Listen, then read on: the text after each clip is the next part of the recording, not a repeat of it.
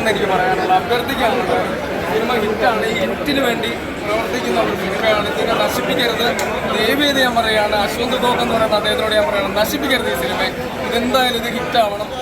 ഇത് അർജുൻ അശോകൻ എന്ന് പറയുന്ന ആ നടൻ്റെ കരിയറിലെ ഏറ്റവും നല്ല സിനിമയായിട്ട് ഇത് മാറിയിട്ടുള്ളതാണ്. അത് ഒരു സംശയം വിചാരിക്കേണ്ട ഹിറ്റ് സിനിമയാണ്. ഇതിൻ്റെ അഭിലാഷ് പിള്ള എന്ന് പറയുന്ന റൈറ്റർ വളരെ മികച്ച റൈറ്ററാണ്. എന്തായാലും തെളിയിച്ചിട്ടുണ്ട്. BGM ഒക്കെ കിട്ടിലാണ്.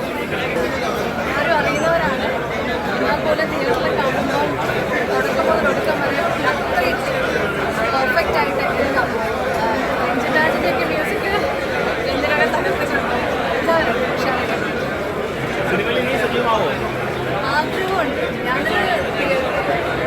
ഞാൻ പോകുന്ന സമയത്ത് എനിക്ക് അത്ര ഉണ്ടായിരുന്നില്ല. പക്ഷേ ഡബിങ്ങിന് പോയ സമയത്ത് സ്ക്രീനിൽ കണ്ടപ്പോൾ പഴയ മെമ്മറീസ് അപ്പോൾ ഭയങ്കരമായിട്ട് ഇഷ്ടം തോന്നി. സംഭവിക്കില്ല. Thank you so much. Abhilash Pillai hit. It's a very good horror film ആ ഒരു കാറ്റഗറിയിൽ സൂപ്പർ. മലയാളികളെ പേടിപ്പിക്കാനായിട്ട് വീണ്ടും പേടിപ്പിക്കൽ മാത്രമല്ല, രസമായിട്ട് കഥ പറഞ്ഞു പോയത്. It's a very good entertainer. Okay, ആ പാട്ടുകളും അതിൻ്റെ ബാക്ക്ഗ്രൗണ്ട് സ്കോർ അല്ലെങ്കിൽ music everything I really enjoyed. Horror film ആണെന്ന് പറഞ്ഞിട്ടാണ് വന്നത്, പക്ഷേ it's a very entertaining. Thank you. Family ഫിലിമാണ്. ആളുകൾക്ക് മനോഹരമായിട്ട് പോയി കണ്ട് ആസ്വദിക്കാവുന്ന ഒരു മനോഹരമായ അഭിലാഷ് പിള്ള ടീം സിനിമയാണ്. Great experience. അത്യാവശ്യം എല്ലാ ചേരുവകളും. ഹൊറർ എന്ന് പറയുമ്പോൾ അതിൻ്റെ ഒരു പാരമ്പര്യമുള്ള ഹൊറർ, കോമഡി എന്ന് പറയുമ്പോൾ അതിൻ്റെ പാരമ്പര്യമുള്ളൊരു കോമഡി. നല്ലൊരു മനോഹരമായ ഒരു സംയോജനമാണ് കിട്ടുന്നത്. നല്ലൊരു ഫീലായിരിക്കും. കുടുംബ സദസ്സുകൾക്ക് മനോഹരമായിരിക്കും. ഇതിനെ സംബന്ധിച്ചിടത്തോളം കോമഡിയേക്കാൾ വലിയായിട്ട് ഹൊററിനാണ് പ്രാധാന്യം വന്നേക്കുന്നത്. ഒരുപാട് നമ്മളെ പേടിപ്പിക്കുന്ന സീനുകൾ ഇതിനകത്തുണ്ട്. കൊച്ചു പിള്ളേരെ കാണാനായിട്ട് ഇത്രയും ബുദ്ധിമുട്ടുള്ളാണെങ്കിലും പടം നമ്മളെ ആകാംക്ഷയുടെ പടമാണ്.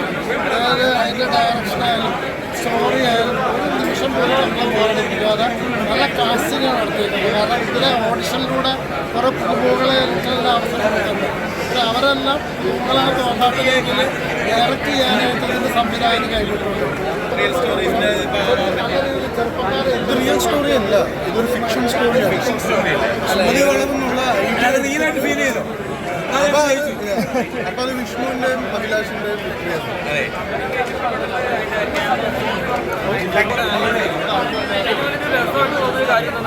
നമ്മൾ നോർമലി വിചാരിക്കുന്ന നോർമലി എക്സ്പെക്ട് ചെയ്യുന്നതിനേക്കാൾ ഡിഫറെൻ്റ് ആണ് സ്റ്റോറി. സ്റ്റോറി ടോട്ടലി അങ്ങനെയാണ്. ഫസ്റ്റ് ഹാഫ് അങ്ങനെയാണ്, സെക്കൻഡ് ഹാഫ് ആണ്. നമുക്കൊന്നും പറ്റില്ല. നെക്സ്റ്റ് എന്താണെന്ന് നമുക്കൊന്നും നമ്മൾ എക്സ്പെക്ട് ചെയ്യുന്നതിനപ്പുറം മ്യൂസിക് ഇതുവരെ ഒരു ഹൊറർ ടൈമിൽ കാണുന്നില്ല. പിന്നെ ആഫ്റ്റർ ലോങ് ടൈമാണ് മലയാളത്തിലൊരു ഹൊറർ മൂവി വരുന്നത്. കുറേ കാലമായിരുന്നു ഹൊറർ ടൈപ്പാണ്. അവർ ഇതുവരെ കാണാറുണ്ട്. നമുക്കിപ്പോൾ ഒരു യക്ഷി എന്ന് പറയുമ്പോൾ നമ്മൾ എക്സ്പെക്ട് ചെയ്യാൻ വരിക. ഇതിൽ ആരാണ്, എങ്ങനെയാണ്, എന്താണെന്ന് ഒരു ഗസ്, അതാണ് നമുക്ക് ഒരു ഗസ്സിങ് ചെയ്യാൻ പറ്റുന്നില്ല. അതൊരു ഡിഫറെൻറ്റ് ഗെയിമാണ്. എനിക്ക് തോന്നുന്നു മലയാളത്തിൻ്റെ നെക്സ്റ്റ് ലെവലിലേക്ക് പോകുന്നതിൽ മാളികപ്പുറത്തിന് ഹൊറർ ടൈപ്പിൽ ഒരു നല്ലൊരു ചുവട് വെക്കാൻ പറ്റും. അല്ല, അഭിലാഷേട്ടൻ്റെ സ്ക്രിപ്റ്റിംഗ് തീർച്ചയായിട്ടും പറയേണ്ടതാണ്. കാരണം സ്ക്രിപ്റ്റ് വൈസ് നമുക്ക് ഇതുവരെ അങ്ങനത്തെ ഒരു സ്ക്രിപ്റ്റ് ലഭിച്ചിട്ടില്ല. അപ്പോൾ ഇനി അദ്ദേഹം ഇതുവരെ ചെയ്ത വർക്ക് അഭിഷേകം ഹൊറർ ടൈപ്പിൽ അദ്ദേഹം ചെയ്തു. അദ്ദേഹത്തിൻ്റെ ഇതുവരെയുള്ള വർക്കിലൊന്നും ഒരു ഹൊറർ ടൈപ്പ് വന്നിട്ടില്ല. സോ ഐ തിങ്ക് അതൊരു വലിയ റിസ്ക്കാണ്. മറ്റ് സിനിമകൾ പോലെയല്ല. അതും കോമഡി അടിക്കുന്നു.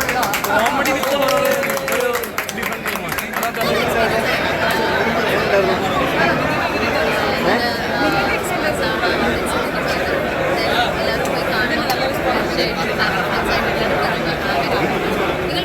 ഇഷ്ടമായി.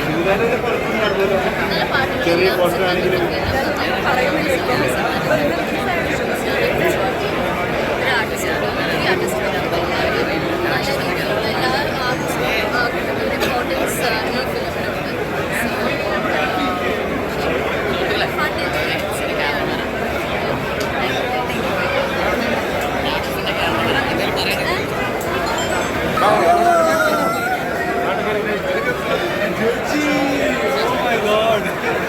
നമ്മളെ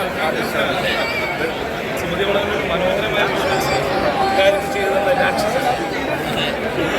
Thank you so much. Please enjoy it all your family. Thank you. It's a family film. It's a completely family film, so you can enjoy.